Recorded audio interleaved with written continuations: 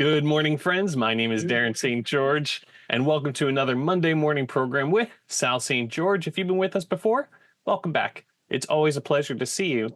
If this is your first time with us, welcome to the party. This is how we start each and every week, celebrating entertainment's leaders, legends, and icons. And this morning, of course, is no exception. We are heading to the Red Skelton Museum in Vincennes, Indiana, and we're joined with their curator, Mark Kratzner, one of our longtime friends. If you have any questions, we'd love to hear them. Please share them in the chat, and I'll happily relay those over to Sal and Mark. And speaking to everybody's Sal. Yeah, speaking of Sal, there you are. How's it going, Bob? Good morning, son. And I got to tell you, I never get tired of seeing that trailer that we have of all the different museums we've gone to. And we are on the cusp of starting our fifth year doing celebrity museums. 5 years we've been doing this. And what's important is the Red Skelton Museum was one of the very first to open their doors to us. And that's why we're doing our Visiting with Friends for the Holidays series. And definitely Mark is one of those people, and Anne as well. Absolutely. Absolutely. And speaking of them, let's get them involved as well. Mark, are you there? Come say hi. I'm here. There we go. There we go. Yes. Yeah, Happy I'm glad holidays. I found you. I've been doing the research on Red Skelton, and Sal had a play about Red Skelton, and that started our whole connection.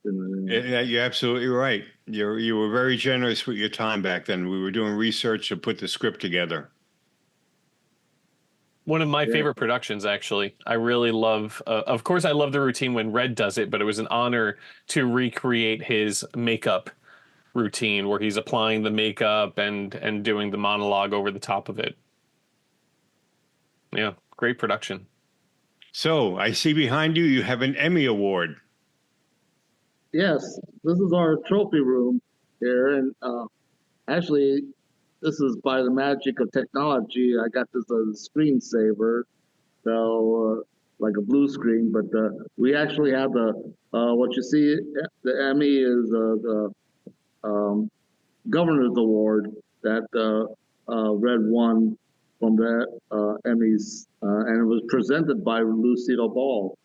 And then we got a couple of Golden Globes, and the unique story is, that he was presented the Golden Globe by Burt Lancaster, and Red was fidgeting around the Golden Globe and broke the top of it with a little angel. So, and the Golden Globes replaced it, but he broke that part too. So, Golden Globes ever offered to repair it, but I kind of like the story of them breaking it off, and I don't think they put that little figurine on the Golden Globes anymore because it gets broken off. I want to talk a little bit about history with you, and I was just doing the story of All in the Family and the famous CBS purge, where CBS felt that All in the Family was so powerful that they canceled all of their top 10 shows, including Red, including Jackie Gleason and quite a few other shows. But Red was, in particular, he was quite disturbed by this, and he wanted to destroy all of his original programs. Is that all true? Well, there is reports on that. Red has changed it a couple times, but yeah, he announced it that it wasn't because of CBS. He wanted to. I think it was jokingly and maybe half true that he didn't want his writers to profit from his TV shows, so he didn't want to be syndicated. But then, no,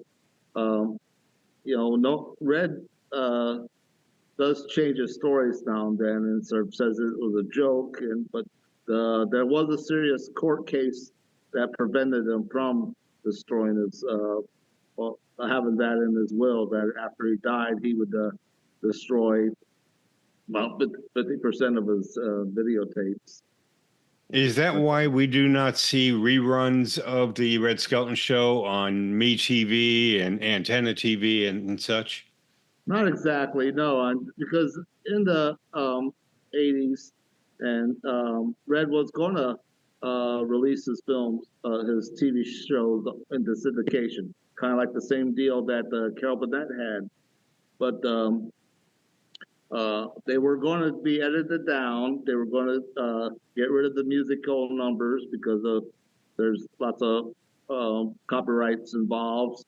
But Red, was in the trade papers. It was Group W, the same people who did Carol Burnett in syndication.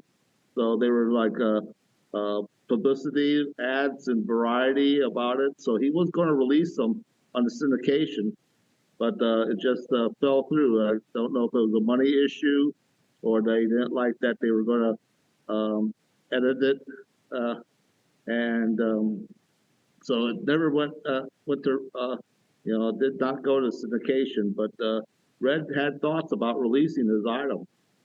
He also kind of was worried about his monologues. His monologues were timely.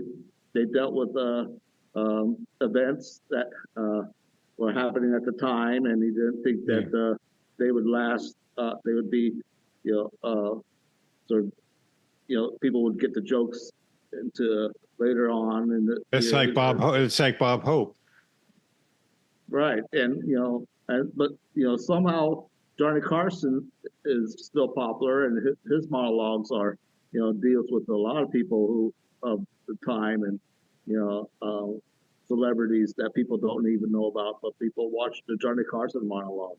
Okay. So so just I watch the films now and the TV series, and you have to know a little bit about history. You have to know about Dean Martin and Elizabeth Taylor, and he did all those jokes about those people that were current at the time. So it helps to know a little bit of the history, but they're still funny no matter what he's saying. Yeah, I've got one more question for you. He originally was listed as being in the Sunshine Boys, the Neil Simon movie that eventually starred George Burns and Walter Matthau. Do you know anything about why he dropped out? Well, he didn't drop out. He just wasn't selected. We have letters of him doing a screen test, and we have a letter from the makers of Sunshine Boys, and they kind of just say, kind of a friendly reminder saying this was a screen test, Red. Yeah. So, okay. but Hollywood, tends to exaggerate, and since he did a screen test, they thought he was up and running. Also, but Red also says that he did a screen test with the Jack Benny, but Jack Benny passed away, so he sort of says, I won't do it without Jack Benny. And also, he was making a lot of money with his art shows, his touring around, selling art, doing concerts, and he's been known to say that I make more money doing concerts than I would making this film. That's the story I heard, that it was a financial situation. Yeah, but sir, but like I said, I ran across a letter saying that reminding Red that you're not we're screen testing people, and trying to make a decision, and they decide not to have them on. Yeah, it's true. I remember Phil Silvers also had a screen test as well. Phil Silvers. Yeah.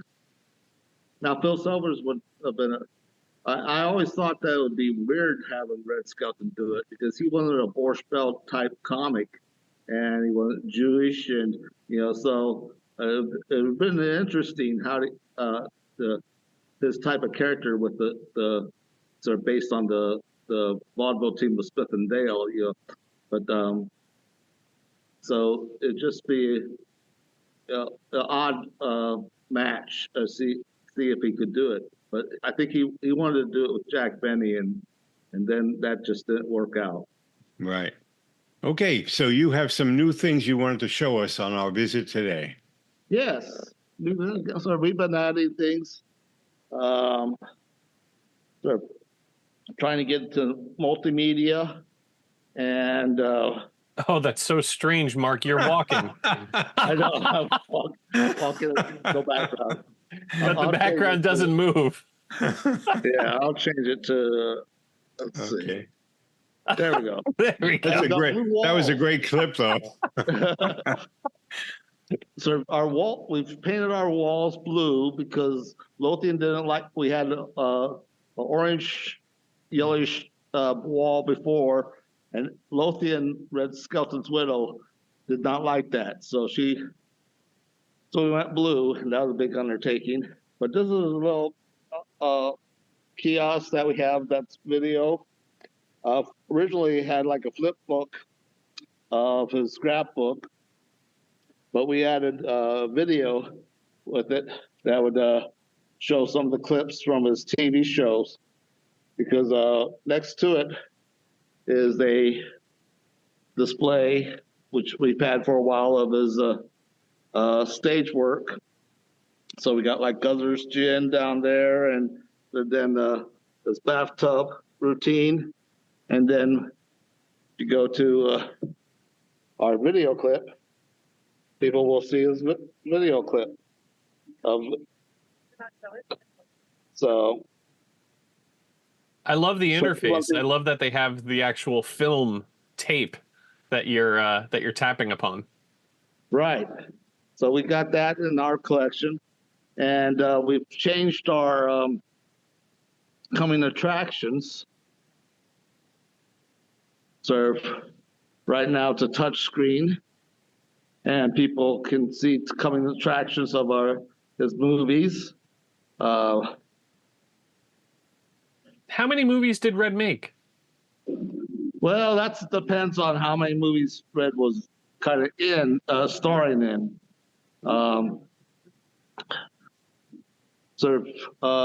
Because Red did a lot of cameos. So roughly he did about 32 films. But there's a lot of, he did cameos for Ocean's 11. He was just in that show for a brief time. And he also, with Around the World in 80 Days, he did a brief moment in that. So it's really hard to tell. It's hard to, when you say how many movies, it was just kind of depends on how much video time, screen time he had.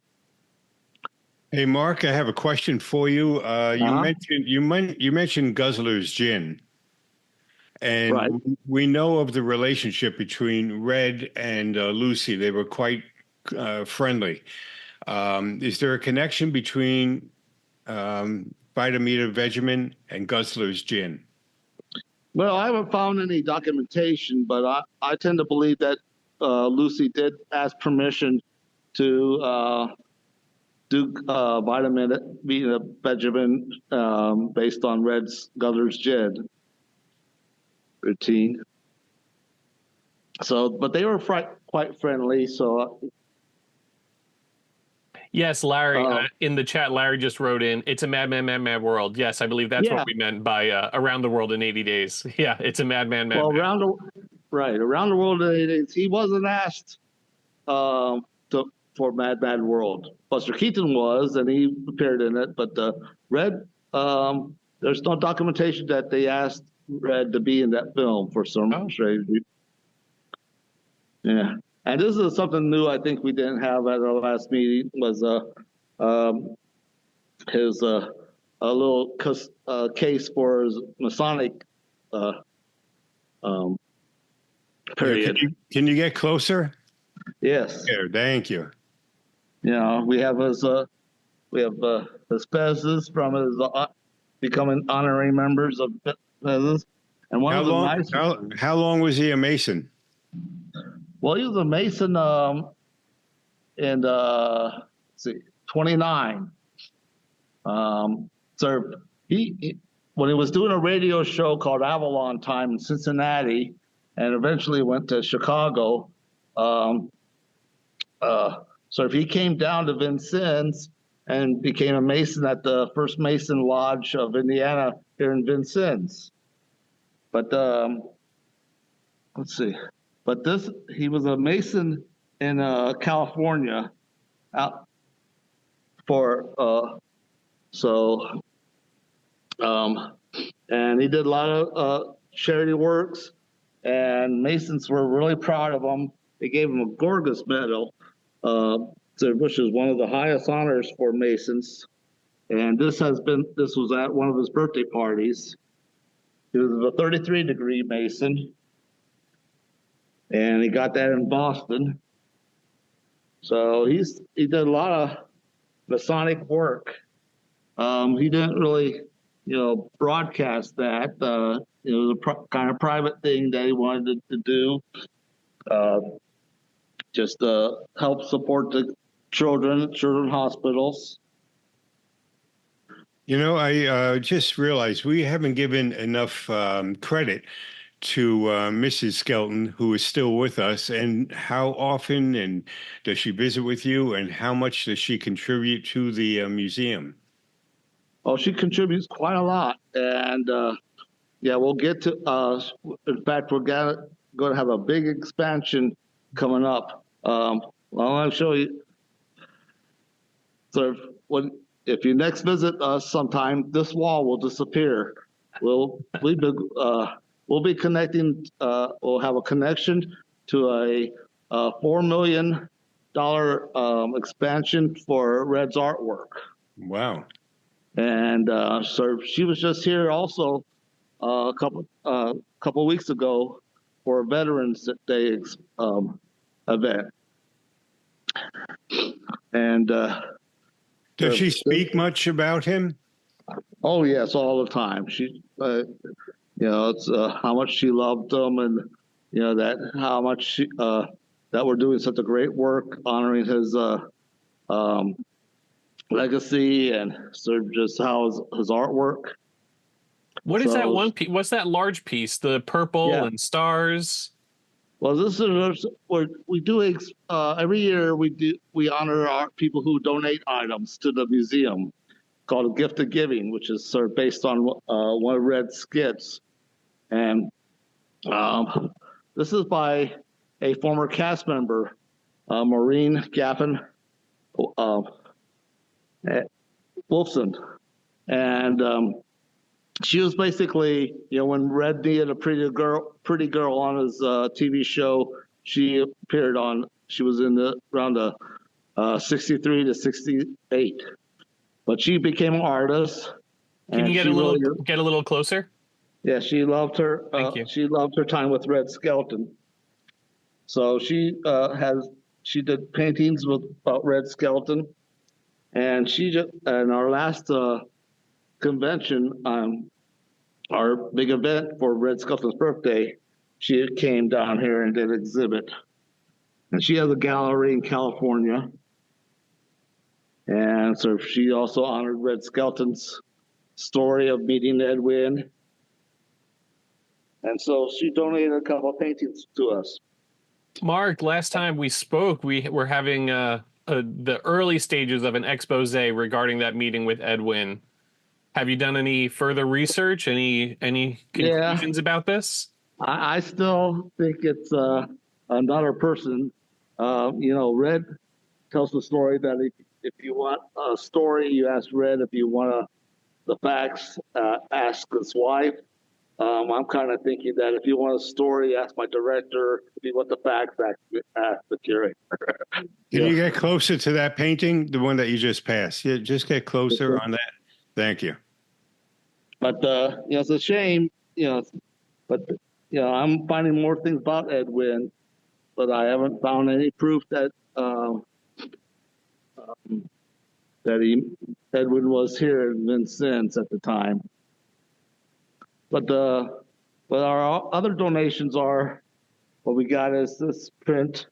This was mass produced, It was by let's see if we can. Well, the Brown and Bigelow company. They did like calendars and Boy Scout art, and so they mass produced some paintings that Red Skelton did, and so we just got a hodgepodge of different donation, some original art, and Lothian was an artist also. She did mostly horses, and we have another picture. And this is a unique Red Skelton signature. He did it with like clown face, and he did that on special occasions and different programs. This is a unique style of art. Red didn't do this type of Egyptian type art, or this is kind of different from Red's type of artistry. And people have sent us autographs of Red Skelton on different things. Red Skelton was known to sign anything that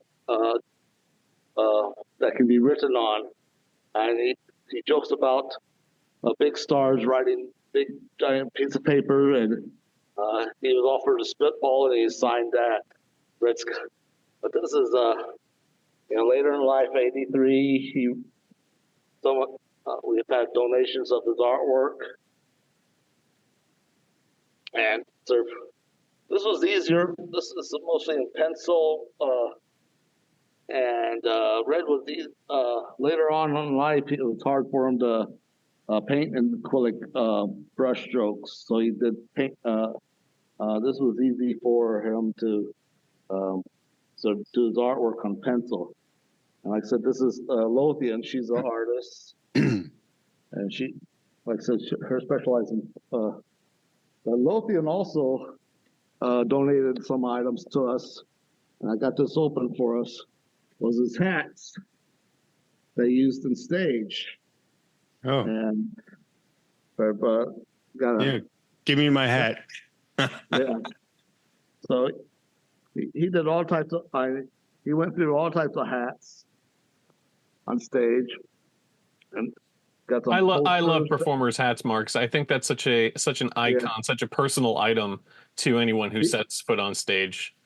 These were special hats that were from Rome, and oddly enough, during this year, a relative, the son of the hat maker, sent us a picture. So it was just a really nice coincidence that we got the hat, plus the connection to the son and the hat maker. And I'm taking this out so it can be seen better. This is a special cane that Red Skelton had, 14 karat gold, and this was donated by Lothian herself too. So. Hey, Mark, when is the expansion to begin, and when do you anticipate it being open to the public? Well, right now they're kicking up dirt right now. So they got a place fenced off, and we anticipate hopefully in November sometime. And it'll be featuring Red's artwork. We have there's still a lot in storage that hasn't been seen yet, and just to give an example of Red's artwork through the years. And Mark, is there anything in storage that is appealing to you that we've not seen yet? Something special? Well, Lothian's keeping those kind of secrets of what she hasn't given us yet. So I don't know exactly what Lothian has in storage that hasn't been revealed yet. But we got a lot of snapshots and sort of paperwork, but I don't know if artifact-wise of Red Skelton. What is that book on your right? There's a book in the other cabinet. Yes, this was also donated by Lothian. This is sort of a Holy Bible that was donated by Masonic Lodge, and So we got a couple of his Bibles that were donated by Red Skelton to Red Skelton, and so we have a good collection now of his collector's plates, and so someone has made a donation, and to this right now we have a complete collection of his plates. And these were signed by Red Skelton. And what I've been looking for are some of the Ron Lee pieces. Ron Lee was a major sculptor who mostly did Emmett Kelly clowns, and also Disney sculptures. And we just recently got those in, Reds. There's about a couple of them that are still not in our collection. A nice, unique story we have is that this girl from Ball State had a special friendship with Red Skelton. And Red Skelton went to Ball State a couple times for homecoming and developed a friendship with just this teacher, a student from Ball State, and she became a teacher of children and sent her $100 about every Christmas during the time in the 80s. And I don't know exactly what the big connection was, why he did it, but it's just something like that, something the generosity of Red and his loyalty to friends. And she died from a disease later on, and we got this from her brother, this donation. So we're getting a lot of unique donations, and there's lots of stories of Red Skelton that we don't know about. And when we opened in 2013, we had people who came to our opening, and they had personal stories. And one of them was Lothian herself, Valentina. And so she came down. We had a special booth for people who have memories, some local people who visited, and so Valentina did her own special little story about Red Skelton. And but I don't know. Yeah, we haven't talked, but Valentina did die about 2 years ago.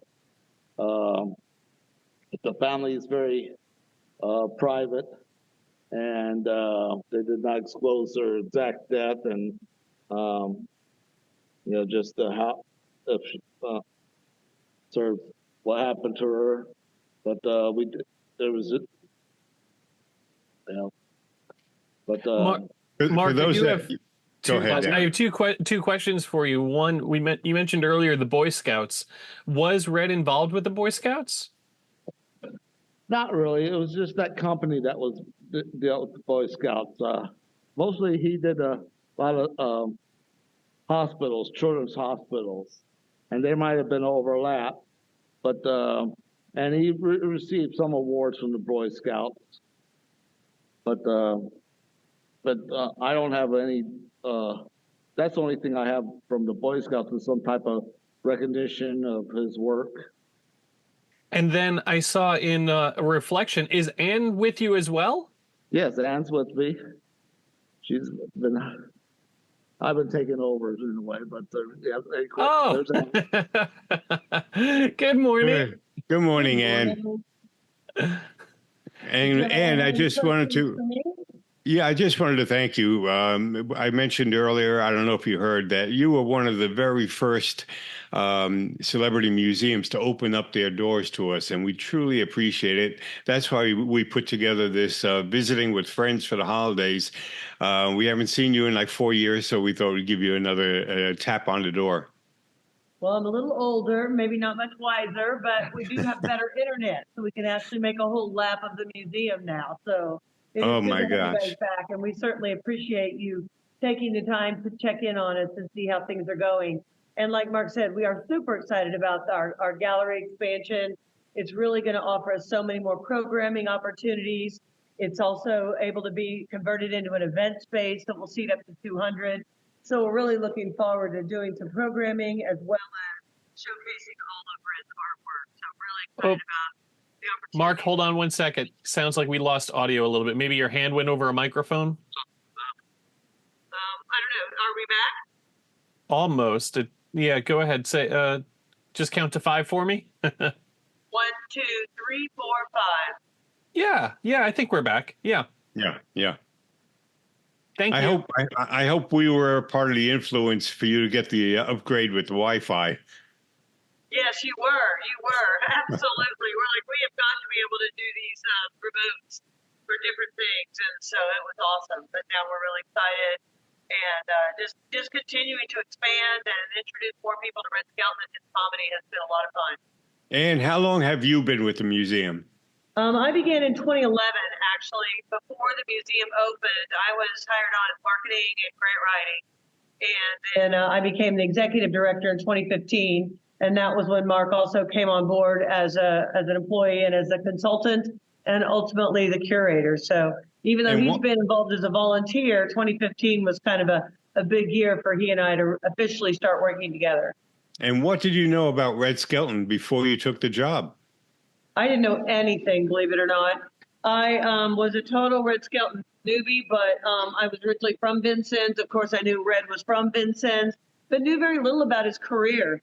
And so I really have to hand it to Mark for really, bringing me up to speed. And just even before that, just, going through the material that we have and meeting Mrs. Skelton and Valentina and just hearing all their stories has really made me feel like Red's now another part of my life. And so I really have enjoyed this experience of learning about Red and appreciating his humor and comedy and his just all the talents he has. I tell people all the time, he's a Renaissance man. He paints, he writes, he composes, he's a comedian. He's just an all-around great guy. I mean, to hear Mrs. Skelton talk, he was just really, really a nice person. And that so makes us so proud to continue a legacy of someone that was so good. Now, Mark, go ahead. Sorry, thanks, Bob. Over your shoulder, we can see the Pledge of Allegiance, Red's pledge there. Do you think that's one of his most indelible legacies? Is that routine? Do you think that'll live on maybe longer than any of the others? I really do, honestly. And some of that comes from patrons' reactions to the pledge and the fact that we have one of our T-shirts that we sell in the museum store and on our website, redskeltonmuseum.org. That's my job, it has on the front, Red Skelton for President, Make America Funny Again. And then on the back, it has Red's Pledge of Allegiance all written out. And we sell out of that shirt all the time. It is definitely our most popular item in the museum store. And we have been carrying it now for almost 8 years. So I definitely feel like that's one of his more iconic things, along with, of course, his monologues and his closing, good night, and may God bless. Is that possible, Darren? Is it possible for us to see that? That routine? Yeah, I know we have the clip ourselves, but can we see it on their TV? It would be if it's loud enough. We can see if the audio comes through. And I added that T-shirt into the chat if you're interested. I left home when I was 10 years old because I was hungry. This is true. I work in the summer, I go to school in the winter. But I had this one teacher. It was the principal of the Harrison School in Vincennes, Indiana. To me, this was the greatest teacher, a real sage of my time, anyhow. He had such wisdom. And we were all reciting the Pledge of Allegiance one day. And he walked over, this little old teacher, Mr. Laswell was his name. Mr. Laswell, he said, I've been listening to you boys and girls recite the Pledge of Allegiance all semester. And it seems as though it's becoming monotonous to you. If I may I recite it and try to explain to you the meaning of each word.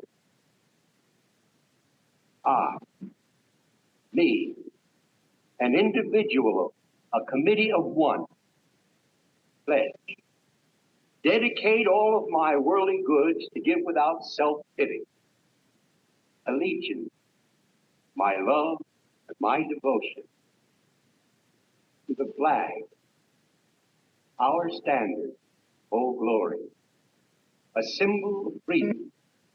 Wherever she waves, there's respect. Because your loyalty has given her a dignity that shouts, freedom is everybody's job. United. That means that we have all come together. States, individual communities that have united into 48 great states. 48 individual communities with pride, dignity, and purpose. All divided with imaginary boundaries, yet united to a common purpose. And that's love for country. And through the Republic,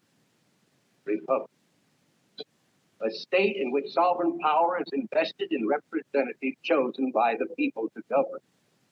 And government is the people. And it's from the people to the leaders, not from the leaders to the people, for which it stands. One nation, meaning so blessed by God, indivisible, incapable of being divided, with liberty, which is freedom, the right of power to live one's own life without threat, fear, or some sort of retaliation. And justice, the principles or qualities of dealing fairly with others. For all. Which means, boys and girls, it's as much your country as it is mine. And now, boys and girls, let me hear you recite the Pledge of Allegiance. I pledge allegiance to the flag of the United States of America and to the republic for which it stands, one nation, indivisible, with liberty and justice for all. Since I was a small boy, 2 states have been added to our country, and 2 words have been added to the Pledge of Allegiance. Under God. Wouldn't it be a pity if someone said that is a prayer and that could be eliminated from school?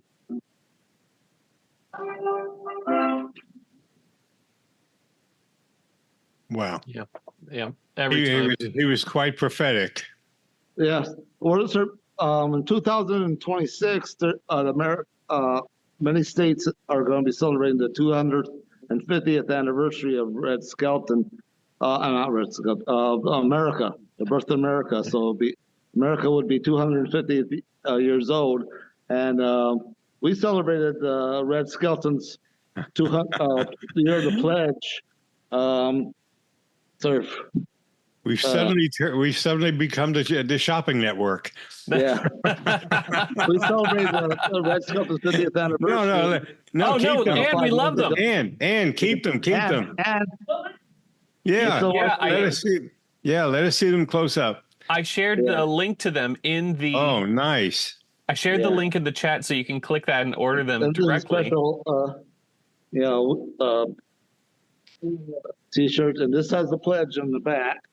And we have lots of other pledge memorabilia, but we're going to be celebrating we're going to bring back the exhibit that we had the year of the pledge and tell about the whole history of the Red Skelton's pledge and how it became a legacy, like you said, that is still being played today.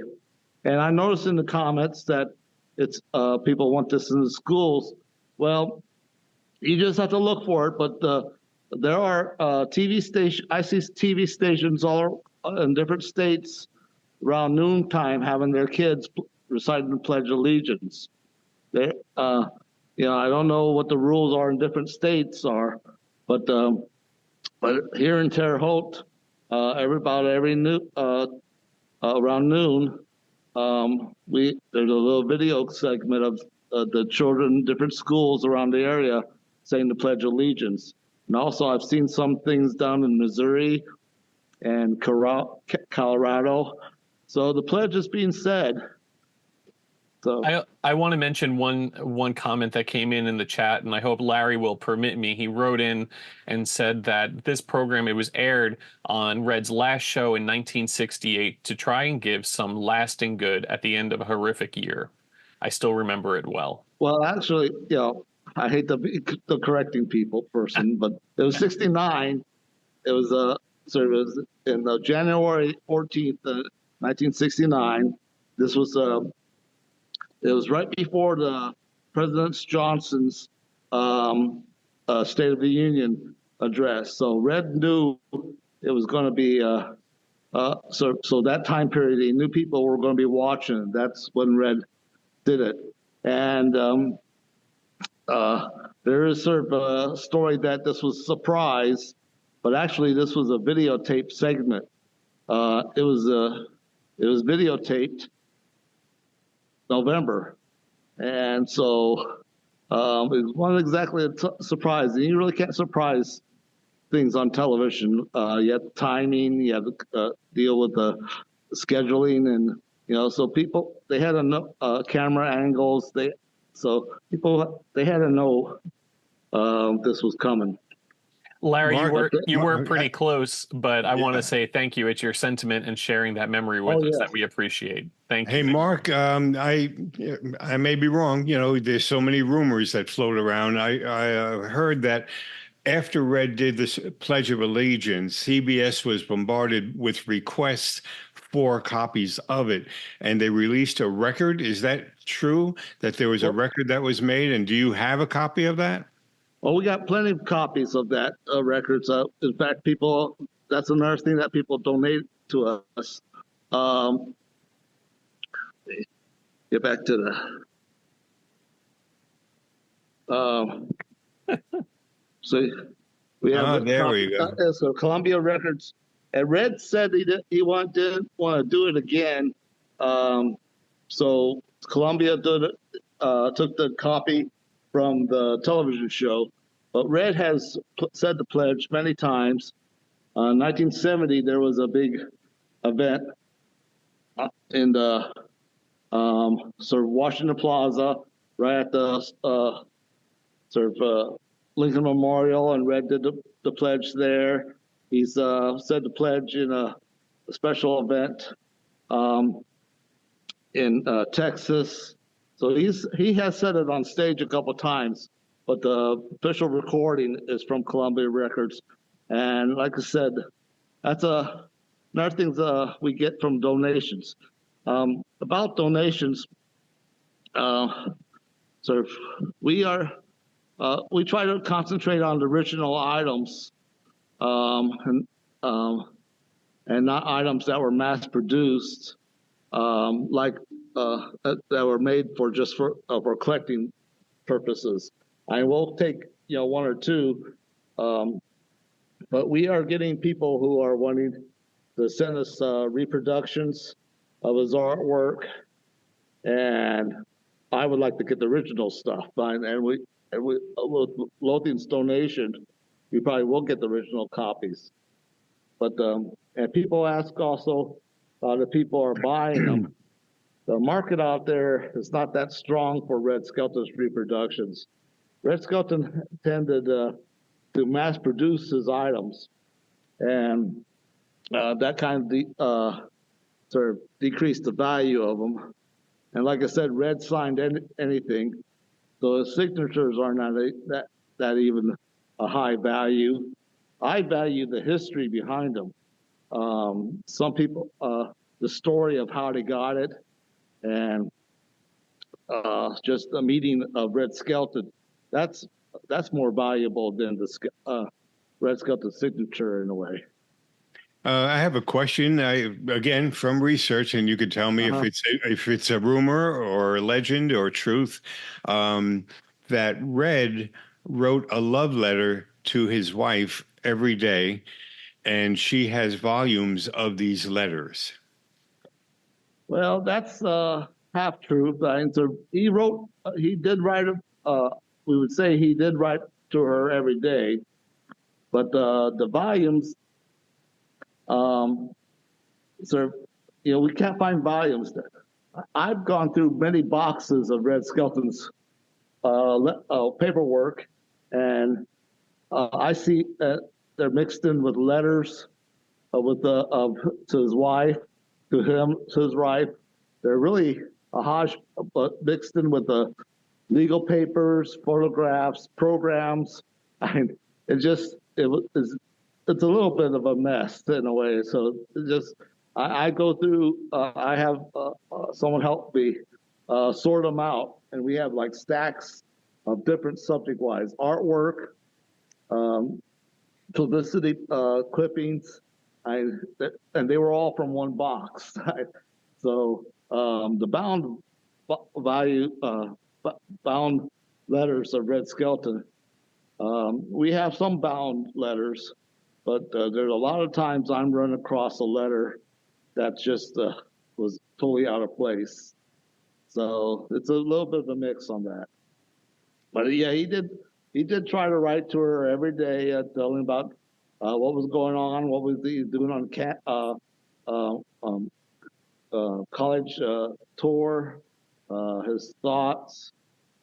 Just in fact, that's sort of with the Pledge of Allegiance. That was one of his letters. We found a letter that his rough draft of the Pledge of Allegiance.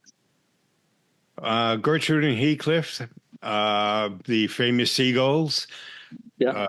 I used to have their book. There was a book with all the jokes in the volume. Right.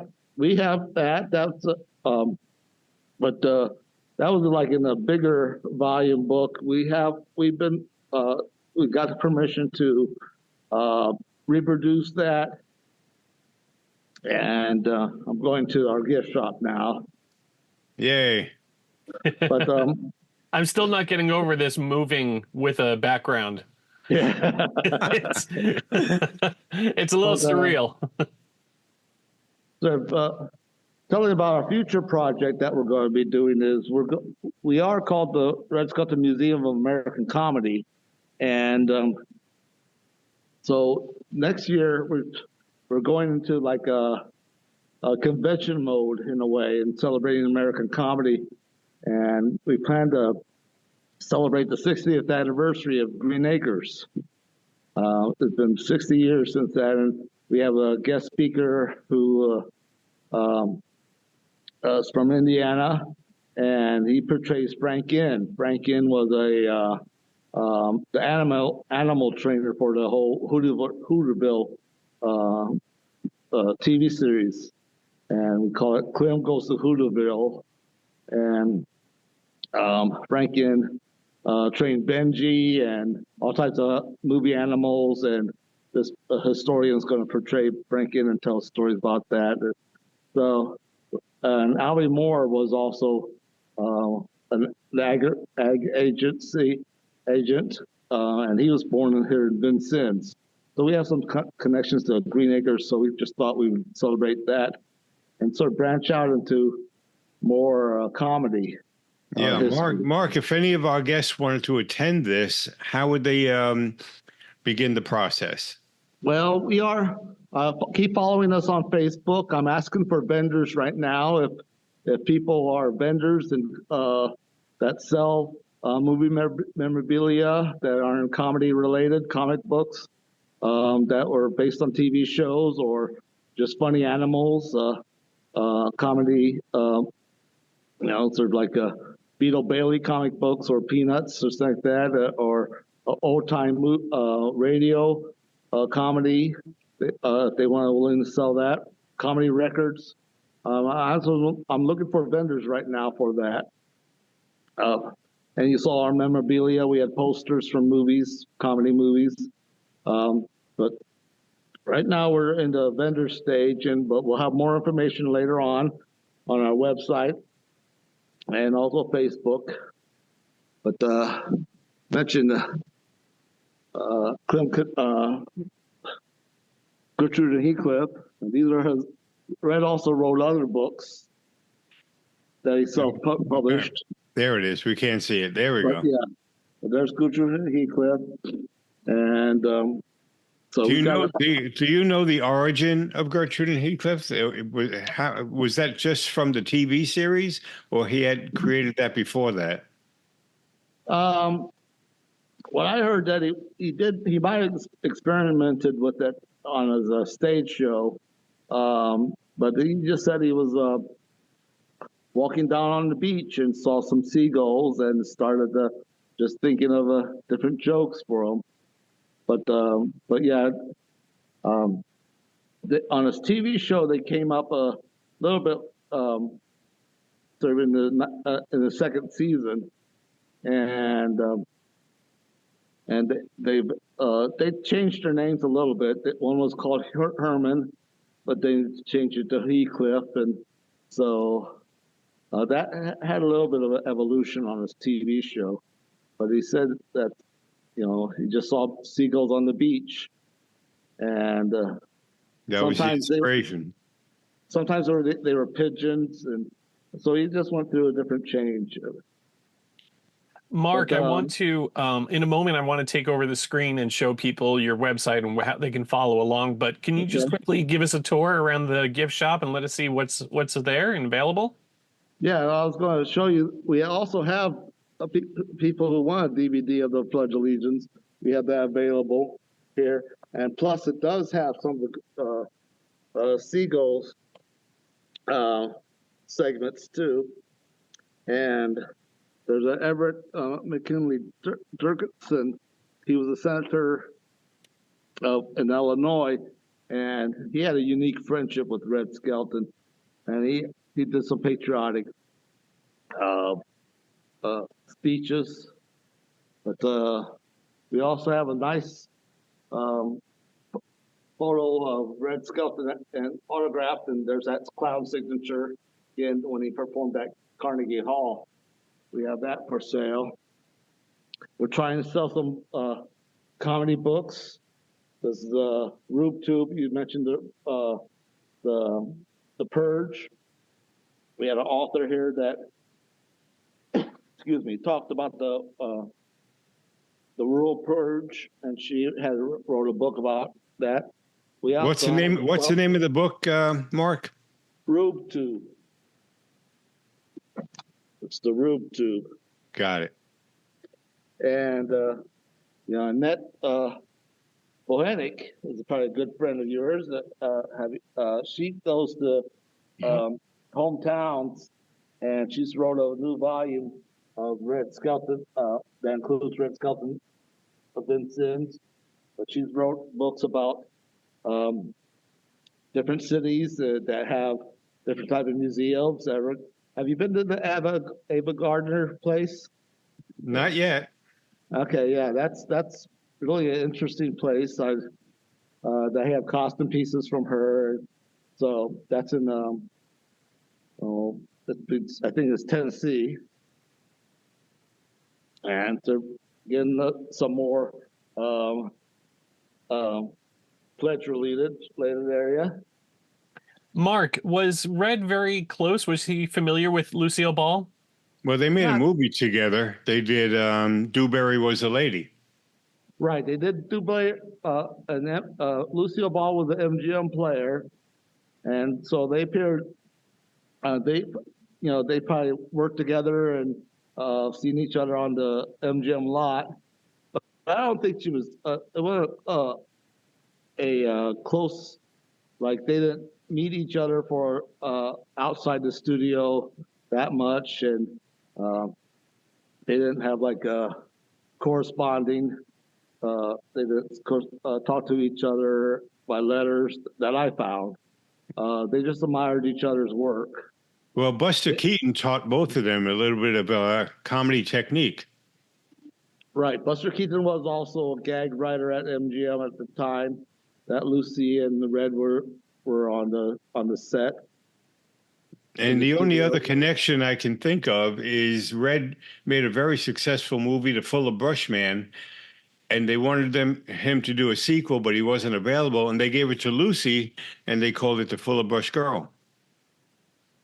Well, I think they wanted to do a sequel, but I don't know if it's about unavailable because Red did again, talk about how many films Red was in. He did a brief cameo in that film, Fuller Brush Girl.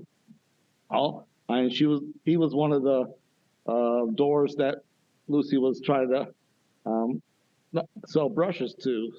So he did a brief cameo. But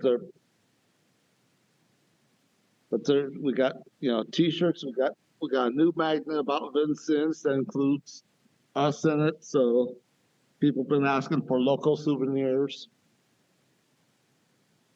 And again, so Red kept everything. So we have 50 postcards from his nugget shows, and we just got quite tons of these postcards.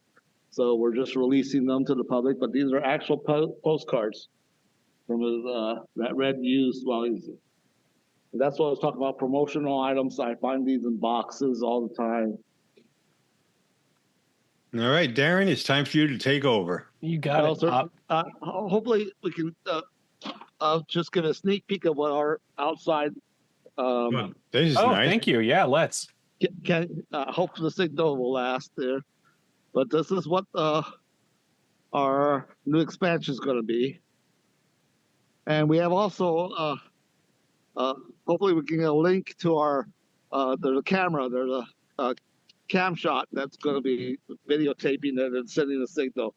But this is our, this is our front of the building. And just, right now, not much now, but this whole section is going to be our new museum. We're going to have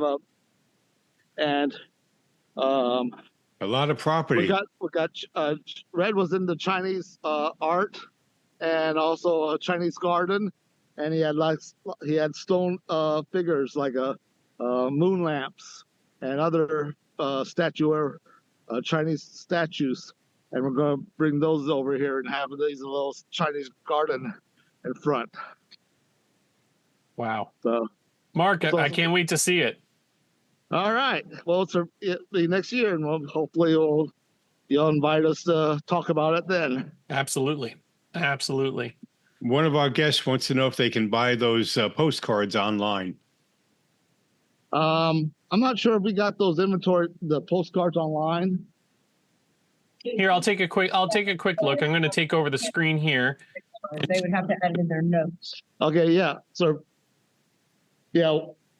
something that you could, if you contact us and add when you order the postcards, you have to tell us which one you want. All right. You don't have them individually. Well, everyone, you can learn more. Follow along at redskeltonmuseum.org. Where you can see all the latest events, his legacy, special events that are coming up. Also sign up for membership. And what we've been looking at right here, Museum Store. So many things to choose from. Of course, we love books, but there are ornaments coming up for the holiday season, toys, games, apparel. Let's see here. I wanted to see if we could find any of those postcards, but not right yet. So... all right, that's all right, but you can search on here, and yeah, they'll be able to ship them to you. You can specify which one you're interested in. Red Skelton is on YouTube. Be sure to subscribe right there, and they're active on Instagram. Be sure to follow along as well. Laughter from Page to Screen. What is this event? Oh, did we lose Mark? Okay, no, I thought I went off mic. We do a film series about every month. And we're featuring now movies that were based on humor books. We're doing No Time for Sergeant this month, but we've done we'll do Mrs. Doubtfire and other films like that or written as a humor book. We started with the Hitchhiker's Guide to the Galaxy, and so just No Time for Daisies was when it was published.